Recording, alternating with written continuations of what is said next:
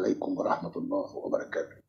في بداية بس النهاردة حابب أوجه الشكر، ألف ألف ألف شكر، ألف ألف شكر ليك.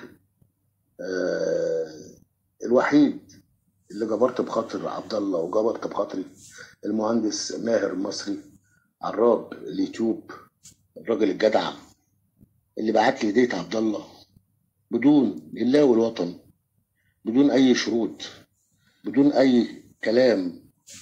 قال لي احنا بنحبك وبنحترمك وناس كتيرة بتحبك وتحترمك، ابعد عن المشاكل، ابعد عن اي كلام، خليك في حالك.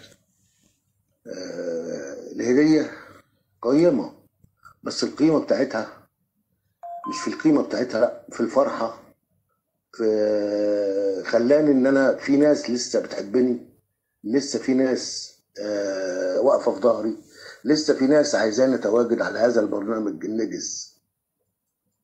مامتك مش محتاجة مناسبة علشان تهديها. ساعدي مامتك وهديها بكفر الكنبة الجاكار اللي هيحافظ على في ناس عايزاني اتواجد على هذا البرنامج النجس. حس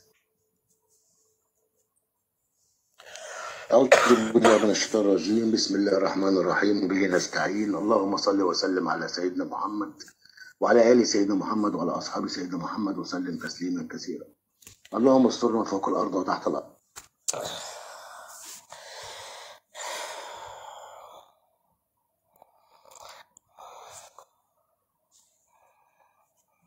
الأرض ومن العرض عليك يا رب العالمين. اللهم إنك عفو كريم تحب العفو فاعف عنا يا رب العالمين. السلام عليكم ورحمة الله وبركاته. في بداية بس النهاردة حابب أوجه الشكر، ألف ألف ألف شكر، ألف ألف شكر ليك.